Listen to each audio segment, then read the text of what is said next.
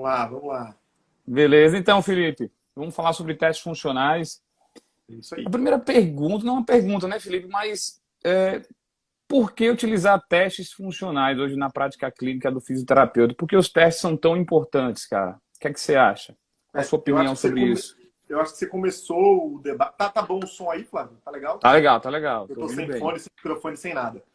Kézia Passos vai ficar salva aí no de Flávio, né? Que você que abriu, Fica né, no meu, Flávio? né? Deixa Foi, salvo, isso depois eu mesmo. passo pro Download também. Então, Flávio, você começou falando sobre essa mudança de raciocínio por parte do fisioterapeuta, né? A gente sempre focou muito, eu fui treinado, eu fui educado a fazer avaliações clínicas, a dar diagnóstico clínico, a descobrir qual estrutura está lesionada.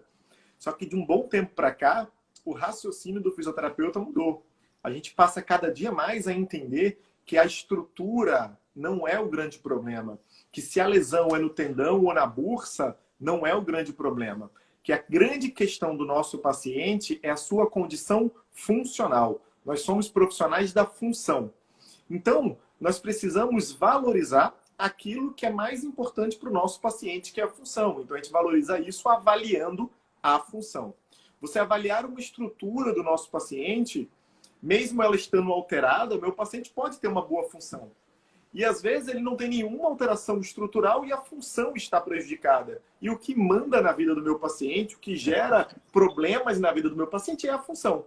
Então, os testes funcionais preencheram uma lacuna muito grande na avaliação do fisioterapeuta e hoje eles podem nortear esse tratamento do fisioterapeuta, né? Não, com certeza, Felipe. Eu acho que a evolução da fisioterapia está voltada principalmente para a função, para grau de capacidade funcional mesmo. E nós precisamos nos preparar justamente para medidas que tragam informações, principalmente informações quantitativas. Eu acho que a grande sacada da fisioterapia hoje é essa mensuração, é a capacidade de dar esse feedback para o paciente. Ele não está melhorando por acaso, ele está melhorando por isso, isso e isso. São informações úteis que vão fazer toda a diferença, né, na, no processo de evolução desse paciente. Eu me recordo que você também foi aluno desse professor, mas quando eu fiz a minha pós, né, eu tinha um professor lá chamado Leandro Calazans Nogueira, que ele sempre falava, né, você faz uma avaliação clínica, porém você faz um tratamento funcional. Não faz sentido você ficar perdendo tempo, muitas vezes, fazendo testes clínicos, avaliando a estrutura, sendo que você já sabe que a estrutura em si, de certa forma, né, já tem um achado. Nós precisamos nos basear justamente na função. Qual é a demanda funcional do paciente que está, de certa forma, comprometido? O que é que o paciente precisa voltar a fazer? Então, hoje, nós fisioterapeutas precisamos nos preocupar justamente com esse modelo, função mesmo. Com certeza. O que você falou é muito importante. Saber o que é que o paciente fazia, o que é que ele não está fazendo agora e o que é que ele pretende fazer no futuro. Então, quando a gente fala de avaliar a função, não é uma mesma avaliação de função para todo mundo. A minha função é diferente da sua função. Flávio, está aí? Acho que deu um problema aqui na minha câmera, viu? Você inverteu a câmera, não foi não? Não sei onde, peraí. Não sei Aí, como peraí. aqui, peraí. Ah, beleza, Pronto, voltou. agora. Então, assim, a gente tem que entender qual é a necessidade funcional do nosso paciente para a gente direcionar a avaliação para a necessidade funcional e direcionar o tratamento para a necessidade funcional. É óbvio que a avaliação clínica continua sendo importante, mas sem sombra de dúvida, conhecer a função do meu paciente e mais, tudo que envolve a função, isso é muito importante. A alteração funcional envolve uma série de possibilidades, é fundamental. Então, eu costumo dizer que tem muitos alunos a passo para ensinar a avaliação, porque eu preciso ser didático. Mas na prática clínica, o exame, a avaliação clínica, a parte física da minha avaliação começa pelo teste funcional. É o teste funcional que vai direcionar o meu teste de força, é o teste funcional que vai direcionar meu teste de flexibilidade, é o teste funcional que vai direcionar a minha avaliação de mobilidade. Então, sem sombra de dúvida, dentro das avaliações físicas, os testes funcionais são os norteadores da nossa prática. Felipe, você falou algo importante agora sobre teste de força e flexibilidade. Por exemplo, quando eu fui seu aluno, se tinha algo que deveria aprender lá no estágio de ortopedia era teste de força e flexibilidade, cara. O seu aluno, acho que em Se não aprendesse, 2000, não saía. lá em 2012, eu acho, foi 2011, Uhum. 2012. Foi seu aluno, então, chegou na ortopedia, tem que estudar o Kendall, teste de força e flexibilidade, vamos lá. E hoje, na sua prática, Felipe, isso já mudou? Você continua utilizando os mesmos testes, flexibilidade e força? Ou você prefere, de certa forma, utilizar testes clínicos de forma isolada? Flávio, testes de flexibilidade eu venho usando cada vez menos, porque eles levantam muito mais dúvidas do que respostas. Mas os testes de força ainda estão muito presentes na minha prática clínica. Eu costumo dizer que os testes funcionais direcionam a escolha dos músculos que eu devo avaliar. Por quê? O teste de força, ele não determina o problema do meu paciente. Se eu pego um paciente com uma disfunção patelar e eu faço um teste de força, sei lá, de uma determinada musculatura e está fraco, eu ainda não posso dizer que essa fraqueza é o causador do problema do meu paciente. Aí entra o teste funcional. Porém, quando eu faço um step down, um rope test, que são testes funcionais, e o paciente apresenta uma alteração nesse teste funcional, eu preciso descobrir por que está alterado. O que altera um teste funcional são as valências básicas. Pode ser força, pode ser flexibilidade, pode ser mobilidade e pode ser em grama. Sem Quando não é dúvida. força, não é flexibilidade, não é mobilidade, você pensa em grama, sensório e motor. Então, hoje, o teste de força e alguns testes de flexibilidade entram na minha prática clínica normalmente depois da avaliação funcional. A gente faz a avaliação funcional, descobre a limitação e a gente pensa, o que é que está causando essa limitação? E a gente vai pesquisar nas valências básicas. Perfeito, análise excepcional. É porque, por exemplo, antigamente a gente pensava no valgo e a gente associava o valgo a uma deficiência de força no quadril, né? Hoje já existem evidências, né, que não é dessa forma, não é a forma mais precisa de se entender o que ocorreu nessa alteração que envolve todo o membro inferior. Porque muitas vezes o problema em si pode estar no tornozelo, certo? Pode estar no quadril no tornozelo, mas também pode ser uma questão de engrama, né? Então, o fisioterapeuta ele precisa estar atento a essas informações.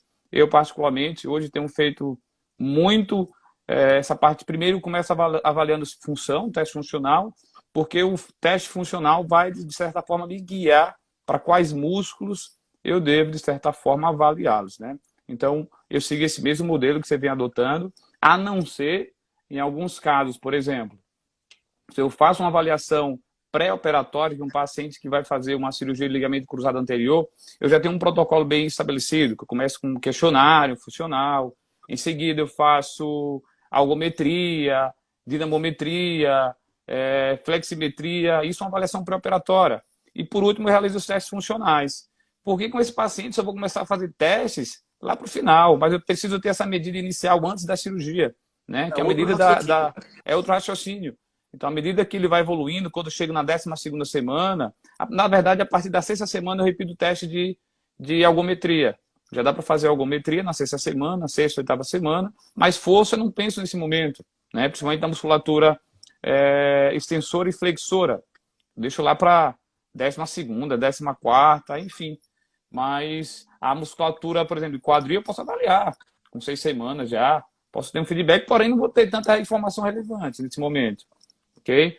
Mas eu tenho utilizado esse modelo, sim, né, de primeiro começar com os testes funcionais, e os testes funcionais, de certa forma, vão me guiar para tomar a decisão clínica em relação aos músculos a serem avaliados, né?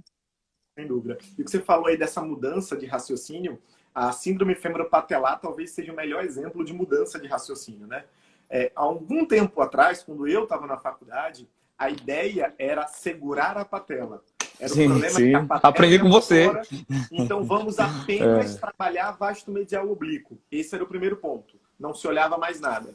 Depois a gente percebeu que o problema não era a patela, era o fêmur. A fisioterapia vai avançando, as avaliações vão avançando, a nossa prática clínica vai avançando. Eu sempre digo que o mais bacana da área da saúde é a gente precisar se atualizar baseado em alguma evidência. Então, a gente está ali escorado nas evidências e a gente muda a nossa avaliação para avaliar o fêmur, o quadril. Só que a gente entrou numa outra onda. que era a onda do tudo é culpa do valgo. Do valgo. E mais, se corrige valgo fortalecendo o glúteo médio e o glúteo máximo. E aí é um ponto que é muito importante levantar para o teste funcional. O que é que as pessoas começaram a fazer? O que é que nós, fisioterapeutas, começamos a fazer? Fazer o step down, que é um teste de valgo, principalmente, encontra o valgo, e aí pula uma etapa e diz: a lesão da patela é causada por esse step down positivo e o tratamento é fortalecimento de glúteo médio e glúteo máximo. A gente dava um pulo. A gente esquecia tudo que está no meio. E não pode ser desse jeito, né? Hoje, o raciocínio em cima do teste é: o teste de valgo, o step down foi positivo. Por quê? É fraqueza do quadril? É falha de quadríceps? É falha de mobilidade? Ou simplesmente o paciente não sabe fazer o exercício? O exercício, né? Então, a gente tem que lembrar que o teste funcional é uma valência complexa formado por várias valências básicas. Então, o teste funcional é a porta de entrada. Encontre aquilo ali e vá atrás das valências básicas que podem estar relacionadas. Sim, perfeito. Surgiram algumas perguntas aqui, mas eu acho que... Deixa eu só fazer uma colocação rápida, Flávio, em cima do que você falou do pré-operatório. Muito do que a gente vai falar aqui em cima de testes funcionais, principalmente para a galera que está aí assistindo, está muito mais relacionado à ortopedia e a esportivo. Sim, perfeito. As lesões cirúrgicas, as lesões, as fraturas, a traumatologia, entram um raciocínio diferente. Nesses casos, o teste funcional vai ser fantástico ao final. Justamente. Eu uso o muito critério pacientes fraturados. Você sabe que eu trabalho muito com fratura. fratura. A gente precisa usar testes funcionais, só que são testes funcionais específicos. Para quem trabalha com geriatria, teste funcional é fundamental. Para que eu quero saber se o idoso tem a força ou não tem a força? Eu quero saber se ele consegue subir a escada ou se ele não consegue subir a escada. Então, o teste funcional é muito importante. Então, assim, teste funcional vai ser importante. Agora é saber em que momento. Vai ser na avaliação inicial? Vai ser para evoluir conduta ou vai ser para dar alta a esse paciente? Justamente, eu ia te perguntar isso. Em que momento, né, seria interessante utilizar testes funcionais? Depende, né? Depende. Meus alunos de cinésio que gostam, que diz que tudo que a gente responde tem que ter um depende. Depende, Mas a graça é essa. Se fosse todo mundo igual, é muito fácil. Por exemplo... O depende que é bonito. Então, assim, se eu estou trabalhando com um paciente ortopédico, e aí aquele ortopédico é aquele paciente que eu tenho que descobrir a causa do problema. Eu não quero saber qual é o problema, mas eu preciso descobrir a causa do problema. Então, nesse paciente ortopédico, eu vou fazer o teste funcional logo no início. Eu quero saber qual a função que está prejudicada. Para eu poder tentar descobrir qual valência básica está atrapalhando essa função. Ponto. Num paciente traumatológico, que é uma vivência muito grande minha das fraturas, eu vou fazer teste funcional nas evoluções, principalmente perto da alta. A primeira avaliação é clínica. A gente faz, mas é uma avaliação clínica. Depois é uma avaliação meio que de mecânica óssea. E depois vai ser a avaliação funcional, para alta. Num pós-cirurgia, um PO de LCA, também. Vou fazer o teste funcional para dar alta. É o que vai me dar segurança de dar alta. Então, o momento de aplicação do teste funcional depende muito do perfil do paciente, né? O que você acha? Com certeza, Felipe. Até uma pergunta que surgiu aqui, o Igor Leonardo pergunta sobre se é interessante utilizar testes funcionais como modalidade terapêutica. Com certeza, cara. Quando eu faço um teste, por exemplo, fiz um step down com esse paciente, eu preciso entender por que deu positivo, né? De onde vem essa mecânica do membro inferior que, de certa forma, não está legal. Muitas vezes eu chego para ele, beleza.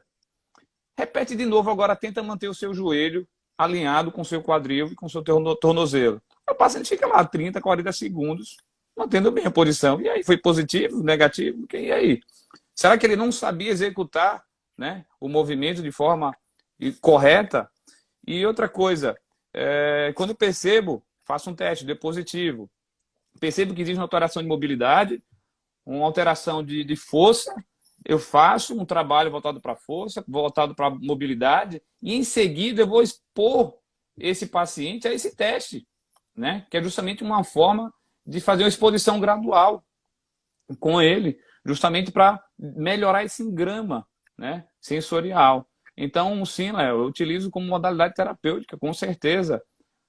Com certeza. A gente tem que educar o paciente, né? Eu preciso educar o movimento do paciente. Por exemplo, se você começa a fazer uma modalidade esportiva que você nunca fez na vida, você vai jogar tênis, você nunca jogou tênis na vida, o cara dá uma raquete na sua mão, você vê alguém jogando e você fala, pô, é fácil. É chegar a bola e dar uma raquetada. Meu amigo, na primeira vez que você vai, é mais fácil você arrumar raquete do outro lado. Justamente. Você não sabe o gesto motor. Você não tem mapa somático cortical, você não tem memória daquele gesto. E aí não dá para imaginar que o meu paciente vai subir num caixote para fazer um step down e ele sabe fazer um movimento. A falha é uma questão motora. Não, não. Ele não sabe fazer um movimento. Então, acrescentar isso na nossa conduta terapêutica é muito bacana. Importa muito. Ora, se você assistir, se você utilizar o programa do FIFA 11+, que você conhece bem, poxa, o programa de prevenção da FIFA tá cheio de teste, tá cheio de exercícios. Sem dúvida, são testes funcionais. Então, eu acho muito válido. Inclusive, tem alguns estudos, e a gente estava fazendo um desse na UNIT, agora parou por causa da pandemia, que estão indicando que as alterações no step down, o valgo dinâmico, pode ser muito mais cognitivo. Cognitivo, então, sem se dúvida. eu simplesmente ensino o movimento, eu consigo minimizar essa alteração. Sem dúvida, com certeza. Isso é... Assim, no início eu fiquei... Como, cara? Eu estudei tanto tempo que o valgo do membro inferior estava associado a alterações no quadril, alterações no tornozelo, né? E tem até aquele guideline lá do Christopher Powers, né? Alterações proximais de estágios locais. Porque quando a gente pensa em valgo do membro inferior, a gente pensa sempre em uma disfunção fibropatelar, né? E aí a gente ficava muito atrelado a isso, cara. E não é bem assim. O que falta mesmo é aprendizado motor, né? Com os pacientes. É treinar esses pacientes, é expor a esse movimento, até ele criar um engrama mesmo. Com certeza. Agora, uma coisa que eu acho importante, Flávio, até porque eu sei que tem muita gente aqui que tem umas feras aqui, tá Neto, tá aí, Antônio Neto, Lucas. Lucas. Mas tem muita gente que tá no início da faculdade, que pode estar assistindo e pode ficar confuso. Pô, muda tanto assim, era uma coisa, agora é outra. É importante falar que os conhecimentos vão se somando. Quando a gente diz que a gente avaliava muito força e flexibilidade associada a valgo, agora é uma alteração cognitiva, não é que era uma coisa e é outra. E agora é outra. A gente vai abrindo gavetinhas aqui na cabeça. Justamente. Antes, só tinha uma gaveta. Valgo era falha de glúteo máximo e glúteo médio. Hoje eu sei que valgo pode ser falha de glúteo máximo e glúteo médio, mas pode ser falha de tornozelo, mas pode ser fraqueza de quadríceps e pode ser cognitivo. Então, isso é um detalhe muito importante, porque como tem agora essa moda de postagens bombásticas de Instagram, o cara mete uma manchete no Instagram, e aí tem nego que só quer olhar isso e não olha mais nada, fique muito atento. Uma coisa não exclui a outra. Justamente, isso é muito interessante. Às vezes o aluno chega, professor, vi tal postagem no Instagram, que agora o VAL está relacionado com alteração cognitiva. Vamos lá. Detalhe importante, você não vai esquecer todo o contexto, pode ser, mas vamos analisar todo o contexto. É mais uma possibilidade. Né? Então, não podemos esquecer isso aí, Felipe. Foi sensacional nessa informação. Felipe, já que estamos falando de valgo, né? Vamos lá. Pensando em um corredor. Aqui em Aracaju mesmo, né? Nós temos muitos clubes de corrida. Pensando num corredor, qual seria o melhor teste para avaliar valgo dinâmico em corredores, cara? Na sua opinião. Deixa eu só pegar aqui... Janine perguntou sobre testes funcionais para alta do LCA. Daqui a pouco a gente responde, tá, Janine? Vamos deixar a LCA para o final, que todo mundo gosta de LCA. Né? A galera vai ficar por aqui. Vamos deixar do meio para o final, que a gente responde todas as perguntas. Flávio, isso que você levantou é muito importante. Os testes funcionais, eles devem ser escolhidos de acordo com o perfil do meu paciente. Eu tenho um teste... Se eu pegar um teste funcional que eu uso para idoso, tem um que eu gosto muito, que é o teste dos 4 passos. Ele tem um nome complicado, eu chamo de teste dos 4 passos. O teste dos 4 quadrantes, que ele anda para frente, para o lado, para trás e para o lado e volta. É um teste super simples, mas que para o idoso é um teste interessante, para o paciente amputado é um teste interessante. Então, para cada perfil de paciente, eu tenho um conjunto de testes funcionais diferentes. No caso do valgo, já tem vários estudos que mostram que o valgo dinâmico é uma alteração função dependente. O indivíduo pode ter valgo ao correr, mas não ter valgo ao agachar. Sim. Ele pode ter valgo ao agachar e não ter valgo... Ele pode ter valgo ao pular para frente, mas não ter valgo ao pular para cima. Então, a primeira coisa que a gente tem que saber é qual a atividade que mais exige o corpo desse paciente. Um corredor de rua, ele não pula para cima. Ele não pula verticalmente. Um corredor de rua não agacha. Ele não precisa agachar. Então, para um corredor de rua, eu não preciso avaliar o valgo num teste vertical, num rope Sem test dúvida. vertical. Eu não devo avaliar valgo num step down. O que o corredor de rua faz, e as pessoas às vezes não fazem essa Sim, associação, é pular para frente. para frente, A justamente. corrida é um esporte de saltos horizontais. Ele dá um pulo, dá outro pulo, dá outro... São saltos horizontais. O que diferencia o andar do correr é a fase aérea da marcha, é tirar os dois pés do chão. Então, como a valência do esporte corrida de rua é pular para frente, eu vou avaliar o valgo pulando para Pulando frente. para E aí frente. a gente tem os rope O tests. hop test, O rope test justamente. simples, o rope test Sim, triplo, o rope test crossover ou time rope test. Qualquer um deles. sim. Eu, Qualquer um deles. particularmente, quando eu quero fazer a avaliação de valgo, eu opto pelo rope test simples. Certo. Quando eu quero fazer a avaliação de simetria e performance, eu Sim. prefiro o crossover Over e a... Beleza. Então eu normalmente faço essa diferença. Quando o meu foco é só identificar valgo, né, um paciente que tem lesão, eu quero identificar valgo, eu faço simples, Só o muito simples. objetivo. Agora, Então, uma coisa... pessoal, presta atenção aí, ó. Então anotem aí, ó. Isso que o Felipe está falando é importante, viu? Isso se adquire com prática clínica. Vamos lá, Felipe. Repita aí para todos. Para corredor, rope test. Não precisa fazer rope test vertical, step down não. Para corredor, o teste é o rope. E aí você vai escolher. Você pode fazer os 3. Rope test simples, crossover, os 4, triplo e por tempo. Todos Sim. são válidos. Você pode fazer um conjunto. Na prática clínica, eu uso o simples para avaliar valgo. Valgo e o apenas. triplo ou o crossover. O crossover, por incrível que pareça, é o que tem os melhores valores estatísticos de correlação. Sim. É um dos mais confiáveis. Então eu uso o triplo e o crossover quando eu quero avaliar potência. Quando eu quero avaliar outras questões. Simetria de um membro e outro. Isso é um detalhe, é um dado muito relevante. Excelente, Felipe. É porque, assim, eu fiz essa pergunta porque até na literatura você pega trabalhos que avaliam corredores, você vê muito o step down, cara. E eu vejo colegas também utilizando muito step down. Inclusive, semana passada até te perguntei sobre isso, né, por conta de um trabalho. E, assim, a gente precisa avaliar os testes funcionais, eles precisam estar dentro da demanda funcional. Isso tem que ser claro. Vocês precisam entender isso. Se você quer avaliar um corredor, avalia na função dele, correndo. Então, são saltos horizontais. Então, o melhor teste seria o hop test. Inclusive, tem estudos, se eu não me engano, 2014 já. Eu acho que é 2014, então já tem um tempinho, que eles mostraram que o indivíduo ter valgo no step down não significa que ele vai ter valgo na corrida. Valgo na corrida, sim, então, sim. O que você está fazendo? Não faz sentido. E aí, dentro da prática clínica, e aí eu sempre brinco, né? Prática clínica, nível de evidência 5, é o que tem menos valor, mas quando não tem evidência é o que há. Uma coisa que eu faço muito, Flávio, é botar o atleta na esteira, cansar o atleta e aí aplicar o teste funcional. Eu acho que isso é se puder dar uma dica, essa é uma dica bem interessante. A gente está rodando agora, está finalizando agora 2 iniciações científicas lá na UNIT, não sei se a galera da iniciação está aí, que a gente pegou o seguinte, um grupo a gente fez, só que lá a gente fez com step down, que foi com indivíduos sedentários. Um grupo a gente pegou step down, fez o teste do valgo, botou no leg press, fadigou e voltou para o step down. O segundo grupo a gente fez o step down, botou na esteira, fadigou e voltou para o step down. Piorou, claro. Era meio que previsível, mas eu preciso de números. Eu estou fechando a estatística ainda, mas é visível que piora.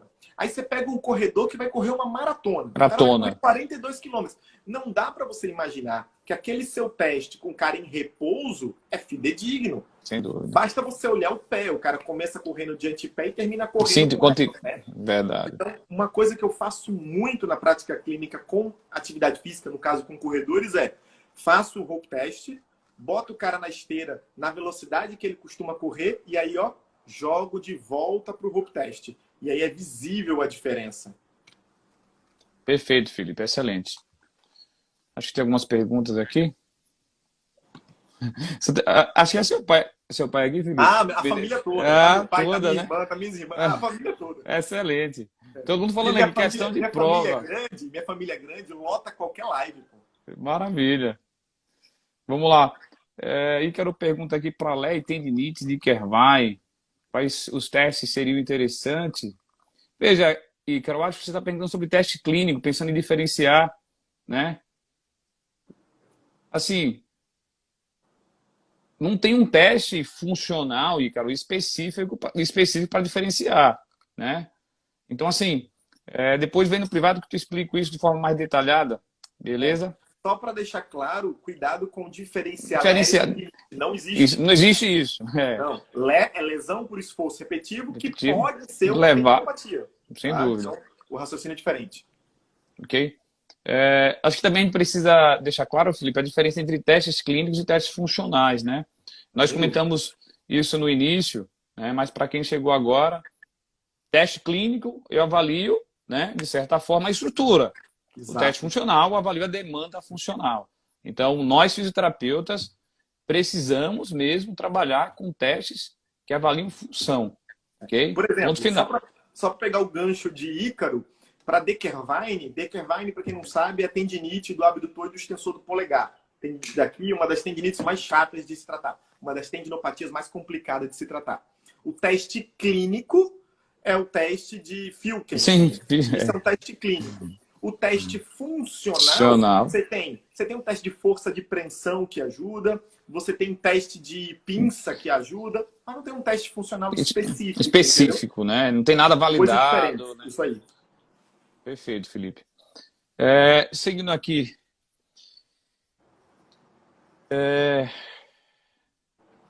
Felipe, em relação, eu comentei agora sobre testes clínicos, né? E algo que está surgindo agora são os clusters, né? O que é que os clusters trazem hoje para nós fisioterapeutas?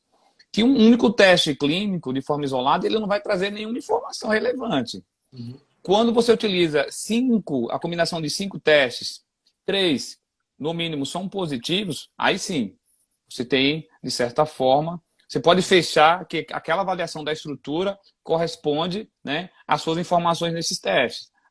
Por exemplo, se eu quero avaliar uma lesão lá do supraespinhal, a famosa síndrome de impacto, posso fazer teste de rotação externa, teste de arco doloroso, job, knee, fazer 5 testes. No mínimo 3 devem ser positivos. Então, o que a literatura hoje traz é que teste clínico único não avalia. No mínimo, você tem que utilizar 5 testes, 3 devem ser positivos. Ok?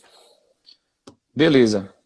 Para função, Flávio, para testes funcionais, não se usa tanto essa ideia de clusters. É isso que eu ia te perguntar agora.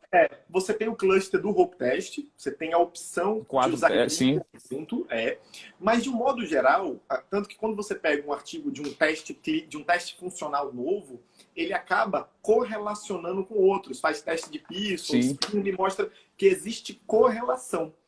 Particularmente, eu acho que a ideia de cluster para teste funcional, aí é uma opinião, não é nem uma opinião clínica, não é nem nível 5 de evidência, é uma impressão minha. Na minha impressão, os testes funcionais talvez não tenha relevância essa questão dos clusters, porque eu precisaria de 5 testes com o mesmo perfil. Porque não adianta, por exemplo, eu quero avaliar VAL, então eu vou usar Step Down, Hope Test, Drop Vertical Jump, mas avaliam coisas diferentes. Aquilo que a gente falou, o perfil do paciente. Sim, sim. Então, eu acho que para o teste funcional isso vai pesar menos. Perfeito, Felipe. Nós iniciamos falando muito sobre testes funcionais e principalmente testes voltados para o membro inferior.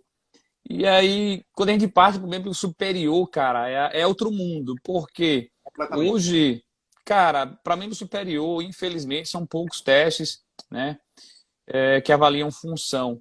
E o que me preocupa desses testes de membro superior, Felipe, que a maioria desses são destinados, muitas vezes, só para atletas, cara. Né? Imagina que você tem que ficar em cadeia cinética fechada para fazer um teste. Então, muitas vezes, não vou expor o meu idoso a um teste, como o SecaQuest, né? Então, assim, infelizmente, ainda não temos testes suficientes, né? Como temos a nível do membro inferior, para fazer uma avaliação funcional a nível do membro superior. Exatamente. Eu, particularmente, eu tenho um modelo de avaliação de membro superior, né? Que eu começo fazendo uma avaliação da posição de repouso da escápula, né? Se tivesse até uma imagem aqui, poderia mostrar para vocês. Mas eu acho que eu consigo projetar minha câmera. Dá até para vocês verem aqui no meu computador, só um instante, né? Rapaz, que honra, Ótimo, viu? tá vendo? Ó, Rapaz. não, vou te Então, falar aqui, Isabel Cristina, depois dessa aula vou fazer Isabel, tá vendo? fisioterapia. Que honra, meu amigo. Maravilha. Então, o que é que eu faço hoje, pessoal, para o membro superior? Eu utilizo hoje a avaliação da posição de repouso da escápula, que eu vou pegar ali, traçar uma linha vertical na região da coluna, processos espinhosos. Posso começar ali de T3, T4 até T7, T8, até o bordo medial da escápula. E aí tem que estar uma distância de 7,62 no máximo. Isso traz uma informação relevante a respeito do padrão de ativação, né, do trapézio médio, do romboide, que estão ali no bordo medial. Já existe um outro teste, né, que aí você avalia em 3 momentos. Que aí você avalia zero, né, a 0 graus, você pega um paquímetro e observe que agora eu estou avaliando o ângulo inferior, não estou mais no bordo medial. Eu estou agora partindo aqui de T7, T8 até o ângulo inferior. Eu vejo a distância, a 0 grau. Depois, a 45 graus, né? Vejo a distância. E depois a 90 graus. Aqui é um teste mais específico, pensando em trapézio inferior, serrátil, porque eu estou partindo ali do ângulo inferior da escápula. Então, esse é um dos testes que eu utilizo. E aí entra um teste polêmico, né, que é algo parecido com a avaliação do valgo, né? Será que a avaliação da discinese escapular é importante também, Felipe? Né? Para nossos pacientes que apresentam sintomas, queixas álgicas no ombro, o que é que você acha? Qual a sua opinião? Flávio, vou começar falando de cinese, depois eu vou falar um pouco sobre testes Beleza. funcionais de modo geral. Eu não. A literatura ainda me diz que sim. Eu sei que tem estudos que são divergentes, tem estudos que falam que só... Eu tenho exatamente como você falou, o mesmo raciocínio para o valgo. A gente não pode Sim, ficar pode nos excluir. extremos, a gente tem que sair dos extremos.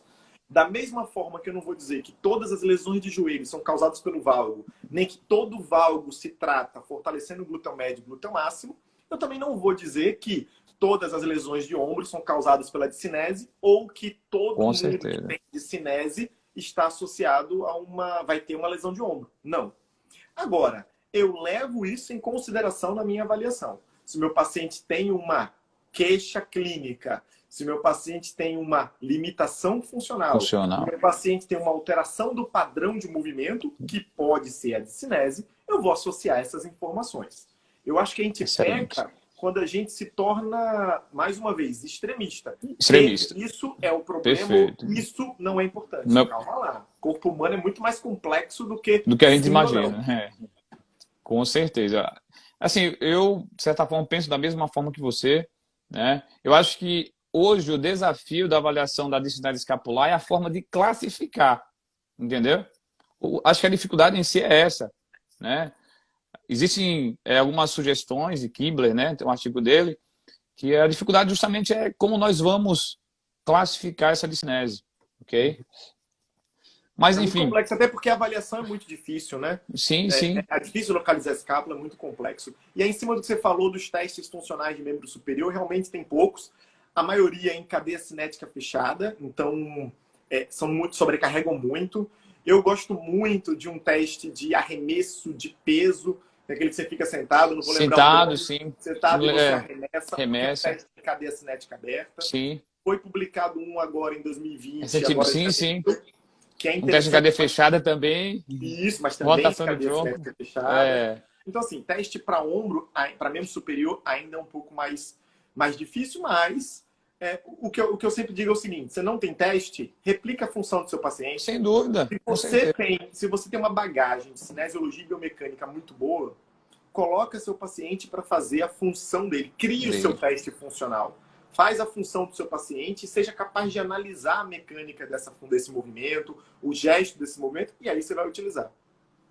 Isso mesmo. Perfeito, Felipe. O Alexandre botou aqui a medicine ball. É isso mesmo, Alexandre? É porque na prática clínica nem sempre você tem uma medicine ball, né, Alexandre? Aí eu pego uma caneleira de 3 quilos. 3 quilos improvisa. Mas eu pego uma caneleira de 3 quilos e arremesso a caneleira. Tá valendo, viu? Outra coisa que você falou agora, né, sobre a questão do peso utilizado nesse teste. E uma outra coisa, né? Quando nós vamos fazer o teste de discinese escapular também, muitas vezes eu vejo as pessoas fazendo sem carga, né? E essa carga tem valores pré-estabelecidos, né? Exato. É E o outra informação padrão. importante. E lembrar que o teste é em plano escapular, não é Escapular, em não é abdução inflexão lateral. nem É isso aí. abdução. Perfeito. Ô, Flávio, deixa eu Ok. só pegar algumas perguntas aqui para a galera participar um pouco do debate. Edna tá fazendo propaganda aí do GEL, para se Tá vendo aí? inscrever no GEL. GEL, grupo de estudo que Flávio coordena de ombro. Ícaro tá fazendo propaganda do meu Produto do curso, seu testes curso. funcionais. Pessoal, Hoje, se quer aprender testes funcionais, aqui, ó, estamos diante da lenda, Felipe Cerqueira, é com ele, viu? no final da live eu vou fazer meu jabá. Aguarde um minuto aí para Com mim. certeza. Janine, uma dúvida. Os testes funcionais podem dar falso positivo? Janine, uma coisa que é importante. Teste funcional não dá positivo ou negativo. Não. Sim. Ele avalia ou a qualidade, foi bom ou foi ruim, Sim. ou ele vai te dar um número, e aí você pode correlacionar se esse número está acima ou abaixo, se houver um valor de referência. Mas ele não vai te dar positivo ou negativo. Está alterado ou não está alterado, tá? Até porque o valor de referência refere-se a uma população específica. Isso é muito Sim. importante. Muita gente me pergunta, Felipe, eu li no material que o valor de referência era tanto, li no outro que o valor era tanto. Veja se a população é a mesma. Então, Janine, se você escolheu o teste certo e aplicou da forma certa, acredite no teste. Com certeza. Não é o teste, por exemplo, mas o paciente deu valgo no teste e ele não tem fraqueza de nada e nem tem dor. Maravilha, ele tem só um valgo. Não vou dizer que foi um falso positivo. Não, ele fez um valgo no teste. Se isso é um problema ou não, é outra história, tá, Janine? Então não entra essa ideia do falso positivo para o teste funcional. E Lucas perguntou: quando padronizar testes funcionais para aplicação em equipes? E como fazer uma análise assertiva dos resultados? Primeira coisa né? Qual equipe, né? Qual esporte, enfim. Mas a grande questão aí, Lucas, é de fato escolher o teste certo e treinar a equipe. É um grande desafio. Entendi agora. Ele falou de a aplicação em equipe. Sim, Eu acho que perfeito. foi isso, né, Lucas? Como padronizar o teste para todo mundo. Lucas, quando eu vou avaliar uma equipe, eu tenho um consultório de avaliação, que é a CAN, e de vez em quando a gente faz avaliações de grandes equipes. A gente avalia um time com 30 atletas e a gente tem, tipo, um turno para avaliar. O trabalho mais importante acontece antes de você avaliar. É quando você escolhe os testes. Meu amigo, você tem que ser muito objetivo, muito pragmático, porque você vai ter 30 atletas para avaliar. Se você ficar pensando em 10 testes para avaliar a mesma coisa, você não vai terminar a avaliação. Segundo, prepare a sua equipe. Você tem que ter uma equipe. Quando eu fui, teve uma vez que eu fui para Lagarto fazer teste, meu amigo. Itabaiana, cara. Carros cheio de fisioterapeutas e estagiários para poder montar uma equipe de avaliação. Treinou muito bem. Então, dois fisioterapeutas ficavam só no rope test. Eles estavam craques no rope test. 2 fisioterapeutas ficavam só na avaliação da biomecânica da marcha. Eles têm que estar muito bem na biomecânica da marcha. Uma coisa que eu uso, Lucas, é a mesma estratégia que eu uso para pesquisa. Por exemplo, eu, Flávio e você vamos fazer a avaliação. Eu sou o chefe da equipe. Lucas avalia o paciente. Flávio avalia o paciente e eu avalio o paciente. Todos têm que dar com valores próximos. Se tiverem todos com valores próximos, significa dizer que a minha equipe está preparada para avaliação. Como a gente faz para pesquisa, tá? Aí o Vitor estava lá presente. Ali foi um trabalhão. Hein? Deu trabalho, hein? O dia inteiro. Mas acho que pior foi aqui em Aracaju, quando nós avaliamos em um dia 66 atletas, cara. Ali foi punk. Mas valeu. Pesado, mas valeu. Experiência única. Uhum. Mais alguma pergunta? Trouxe uma pergunta importante aí. Qual seria o ponto de corte para determinar se o valgo está influenciando na sintomatologia do paciente? Rapaz, se houvesse um número... ia ser seria muito bom. Mateus, seria muito bom? Não tem como saber. O raciocínio é o seguinte. O raciocínio que a gente usa é o seguinte. Seu paciente tem uma disfunção, uma patologia, tem uma queixa. Essa queixa, essa lesão que ele tem, está associada ao valgo, é piorada por um valgo. Aí você vai para a literatura. A gente sabe que a síndrome femoropatelar tem como um dos fatores de risco o valgo. Felipe, então se tem valgo vai ter lesão? Não. Mas o valgo pode piorar essa lesão, pode estar associado a essa lesão. Seu paciente tem valgo? Se preocupe com ele. E eu vou me preocupar só com ele? Claro que não. Não. Aí você descobre que o seu paciente tem a disfunção patelar, tem um valgo, e aí você vai descobrir o porquê do valgo. Quais são as valências que formam o valgo que esse paciente tem. Aí, por exemplo, ele tem fraqueza do glúteo máximo. Você vai só fortalecer o glúteo máximo? Não. Você vai olhar o pé dele, você vai olhar o quadríceps, você vai ensinar ele a fazer o agachamento, se for o valgo no agachamento de forma correta. Então, você tem que ir eliminando situações ou colocando situações dentro da sua cestinha ali de avaliação e de tratamento, entendeu, Matheus? Então, não vai ter um ponto, se der esse valor, trate. Não. O paciente pode ter o maior valgo do mundo. Se ele for assintomático e funcional, maravilha. Maravilha. Não sei se Lucas Gama ainda está aí, mas ele fala muito isso, né? Não existe postura correta, não existe postura comum, também não existe movimento correto. Se você pegar, Matheus, o vídeo do Bolt, do Usain Bolt correndo, eu estava revendo essa semana, meu amigo, é a coisa mais diferente do mundo, o início do movimento daquele cara. Ele é escoliótico, ele tem uma perna maior que a outra, ele saía do bloco de partida todo desengonçado e era o Bolt. Você vai corrigir a mecânica do movimento dele?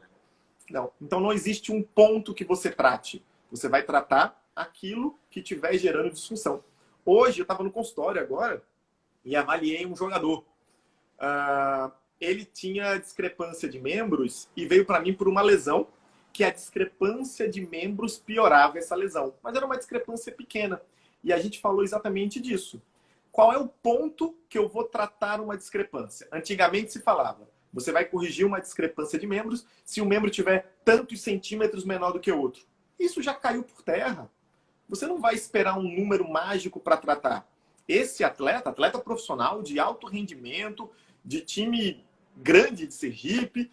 Então, assim, se esse cara tem 3 milímetros de diferença e essa diferença está causando problema, está associada à disfunção, trate. Agora, se ele tem 8 milímetros, 1 centímetro, e para o gesto que ele faz, isso não está causando nada, não mexe. É simples.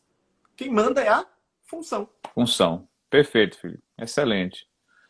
Como sempre, Felipe Cerqueira dando aquele show. Ok? Vamos lá. Meu velho, vou levantar uma polêmica agora. O que, é que você acha da ferramenta FMS? Massa. Vamos lá. Primeiro eu vou falar o que diz a evidência, para não falar o que eu acho. Aí depois eu falo o que eu acho. Não prevê lesão. Ponto. Ótimo. Isso a gente pode bater o martelo. Já tem estudo, já tem vários estudos. FMS não prediz lesão. Se o seu e cabe muito com o que a gente acabou de falar. E quando você tinha falado comigo, Matheus, vale para a mesma coisa que você me perguntou. Se todo mundo conhece o FMS, são aquele conjunto, uma bateria de testes que avalia o movimento. Membro inferior, tronco, membro superior. De movimento funcional. Beleza. Então, você fazer o FMS, fazer o score e falar como sua avaliação de movimento foi falha, você tem mais risco de lesão? Não. Isso não existe. A literatura já é clara quanto a isso. Ponto. O que é que eu uso na minha prática clínica? Alguns testes do FMS. Eu gosto muito, por exemplo... Pronto, a gente falou que a gente não tem muitos testes para membro superior. Então, eu uso o teste de membro superior do FMS. Aquele teste de mobilidade. Sim. Pronto. Felipe, mas você não tem um parâmetro, você vai usar um score. Cara, eu uso o score para esse teste do FMS. É o que eu tenho. Inclusive, aí, fica aberto para os alunos. Pode ser uma boa pesquisa, correlaciona só esse teste com outros testes de membro superior. Esse eu uso. Os demais testes, particularmente, eu não costumo usar, porque eu tenho testes melhores para avaliar a mesma coisa. Então, em conjunto, particularmente, eu não uso. Isoladamente, uso muito o de ombro. E você? Perfeito. Como é que você faz? Cara, sendo bem sincero, eu nunca utilizei a FMS. Né? Nunca utilizei o FMS. Eu acho que dá para a gente utilizar outras combinações de testes que já apresentam, né, evidências. Então, eu particularmente nunca tive experiência com a utilização do FMS. Eu acho que o FMS pode ser interessante para o profissional de educação física. Sim. Talvez talvez, não sei se tem alguém de educação física aí, se tiver, pode colaborar. Talvez o FMS possa ajudar o profissional de educação física a conhecer o perfil de cliente dele, de aluno dele. E aí, em cima Sim. disso, ele pensar em algumas estratégias. Não sei, eu acho que pode ser É uma voltado mais para uma avaliação física, né? Sim. Exatamente. Lá no consultório Agora, eu trabalho com o Marcelo Cruz, que também é professor de educação física. Então, a gente tem um olhar para os testes funcionais voltado para performance também. Mas, ainda assim, o FMS a gente não costuma utilizar, não. agora interessante, né, que você vê muitos grandes clubes de futebol ainda utilizando essa ferramenta, né, lá na fase pré-temporada, né, que realizam todos os testes, eles utilizam a FMS, cara. A literatura traz uma informação, porém os clubes hoje, Uhum. eles utilizam. Eu vejo muitos clubes aí, né, utilizando essa ferramenta, né, para avaliar possível risco de lesão. Se você parar para pensar, Sim, Flávio, o esporte profissional de alto rendimento, sim, especificamente o futebol, não é o local que mais preza pelas evidências, né? sim, Existe sim, uma sem questão dúvida. cultural muito Plural, a forte no cultura esporte. influencia bastante. Basta você ver a quantidade de alongamentos pré-esportivos, Sim, de uso de faixas verdade. elásticas, de uso de ultrassom, de uso de um monte de coisa que a literatura já me disse que, olha, E talvez seja realmente, melhor e usa. De uso de pulseira para dar equilíbrio. Assim, verdade. tipo, eu sempre tenho um pé atrás quando eu penso em isso começou no esporte profissional. Esporte profissional tem Tenha muito dinheiro cuidado. envolvido, tem muita coisa, né? As bandagens começaram lá, Pois né? é, pois é. Então Foi é o maior importante case ficar. de marketing da É, história. verdade. As ventosas, com As ventosas, felpas. né? A Verdade. nova tecnologia de ventosa, um negócio milenar. Ninguém falava, cara. Tava aí há muitos anos, porra, não se falava mais de ventosa. É uma ferramenta, quer usar, beleza, bacana. Aí, pô, apareceu nas costas do Phelps, Aí tem que fazer. meu amigo, Todo paciente bombou. quer. Hoje, se você não Não, faz ventosa, você não fez nada. a pa- cara, sempre que me ligam para marcar alguma consulta, saber um pouco sobre o meu trabalho, a primeira pergunta é essa: você faz ventosa? Porque eu já li na internet que o meu problema em si vai melhorar com ventosa. Eu tenho Só que usar ventosa isso. resolve. É Você tá sabendo verdade. o que é que tá entupido, meu filho? Pra só ventosa resolver, alguma coisa tá entupida. Felipe, vamos lá. Acho que nós temos aqui 8 minutos, certo? Tá. Nós deixamos lá a questão dos hop tests, né? Que ela perguntou sobre a LCA. Sim, sim. Cadê a Como é que pergunta você, dela? Flávio, com a LCA, que você tem uma larga experiência em LCA, Vamos lá. se eu bem me lembro, ela perguntou, além do Hope Test, o que mais você usa para dar alta do LCA? Manda aí. Ela perguntou aqui, alta de LCA, sempre usa o hop test ou teria outros testes? Vamos lá. Hoje, quais são as baterias de testes que nós utilizamos lá para dar alta aos pacientes que fizeram reconstrução do ligamento cruzado anterior?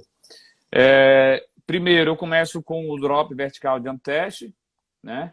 Depois, agachamento unipodal. Depois, os 4 hop tests. Balance test, balance test, ou seja, eu faço teste para caramba, porque alguns testes eu tenho medidas quantitativas e outros testes eu tenho medidas qualitativas. Então, eu preciso reunir todas essas informações e chegar a um denominador comum, ok?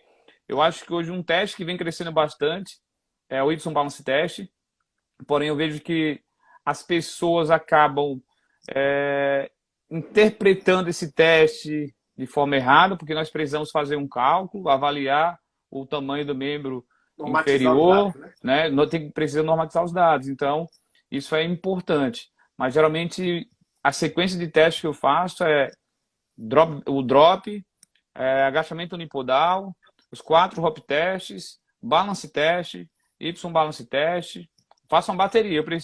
Eu prefiro, nesse momento, pecar por excesso. Ô, Ok? Flávio, Faço muito teste. duas Eu perguntas. preciso. Você falou do jump test. Você prefere o jump test ou o LES?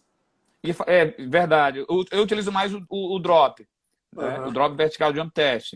Porém, o LES, né? Os artigos dos trazem, né? Que ele apresenta maior, de certa forma, confiabilidade. Ele prediz melhor do que o drop. E outra, eu perguntei porque, de fato, eu tenho utilizado mais o jump test, ou, desculpa, o O LES. LES, Eu tenho usado mais o LES. E, ainda mais que, normalmente, lesão de LCA são pessoas mais jovens, mais ativas, o LES eu acho que tem uma solicitação legal e está bem robusto na literatura mais recente. E você usa algum teste de agilidade, cara? Cara, Felipe, sendo bem sincero, agilidade não, ok? O que eu faço bastante é expor meu atleta ao seu gestual esportivo. Desde o quarto mês, no quarto mês eu começo a expor esse atleta de forma progressiva. E, de certa forma, eu vou entender da mecânica dele, como você falou. Entendendo de biomecânica, eu consigo ter, de certa forma, né, todo o entendimento da demanda funcional desse atleta e ir expondo ele e ver como ele está se comportando, entendeu? Mas, assim, o que eu utilizo hoje para dar alta, além dos testes funcionais, eu utilizo a parte de força, que inclusive vocês me ajudam nessa parte, né, avaliação de força, relação QI, né, quadríceps e isquiotibiais. Deixa eu ver se eu lembro mais um teste aqui. Não, basicamente isso. Eu perguntei de agilidade porque eu andei lendo recente na verdade não foram nem estudos, foram algumas apresentações de palestra, eu compilei algumas sobre a LCA para dar uma atualizada e, poxa, estão utilizando muito o teste, eu não vou lembrar o nome exato, se eu não me engano é o teste T de agilidade, que é aquele que você faz um T, salta, corre à direita, à esquerda, volta para o centro e retorna. E aí estão utilizando ele junto com o rope test, com os testes de força, para alta. Tem o Illinois teste também, que é um teste mais amplo, precisa de uma área maior. Só que eu concordo com você. Eu não sei se para todo mundo é necessário utilizar um teste de agilidade. A literatura tem trazido muito isso, mas normalmente eles trazem com atletas profissionais de futebol, atletas profissionais de vôlei. Aí eu fico pensando, poxa, eu vou pegar meu paciente que joga bola de vez em quando e fez uma lesão de LCA, é um lutador de jiu-jitsu que treina 1, 2 vezes por semana, não participa de competição e fez uma lesão de LCA. Será que ele precisa de tanta... Precisa. Eu também eu fico com uma certa... Acho que depende muito do perfil do atleta, né, cara? Então, veja só, nós temos aqui 2 minutos, ok? Então vamos começar tem mais alguma pergunta aqui? Toda vez eu sou derrubado das lives. E assim, depois de 1 hora, quando retorna, é sempre um problema, que não fica... A estabilidade é outra. O Instagram quer derrubar mesmo. Então, tem mais alguma pergunta? Acho que não. Acho que não, por agora não. Pessoal, quero agradecer ao pessoal da Liga mais uma vez. Quem não conhece ainda, siga o Instagram da Lufid, é um grupo muito bacana, são estudantes que falam. Essa primeira reunião da Lufid com nós dois. Normalmente é um aluno que traz, então o pessoal da Lufid está de parabéns por tudo que eles vêm fazendo pela Liga. Agradecer a você, meu amigo, meu parceiro Flávio, pela live, que demorou de sair, mas saiu. Mas saiu. Tem sido bacana para todo mundo. E agora sim, fazer meu jabá, aproveitar para convidar todo mundo, sábado, 8 horas da manhã, de 8 ao meio-dia, nós vamos ter um mini curso de testes funcionais aplicado à fisioterapia ortopédica e esportiva. É um curso online, mas ao vivo, então vai dar para tirar dúvidas, fazer pergunta, vai ter certificado de 4 horas e a aula vai ficar salva, vocês vão ter aí 15 dias para acessar essa aula. É um custo super baixo, vale a pena. Quem tiver interesse, entra lá no meu Instagram e vai na bio. Tem um link lá na bio, essas coisas muito novas assim, tá? Blogueiragem. Link na bio. Ou no Instagram de cursos, o meu UFC Cursos também tem um link lá na bio. Vai ser bem bacana. Quem tiver interesse. Eu não posso assistir o sábado inteiro, só vou chegar 10 da manhã. Tranquilo, porque depois você vai acessar o vídeo offline. Beleza? Fala aí do simpósio.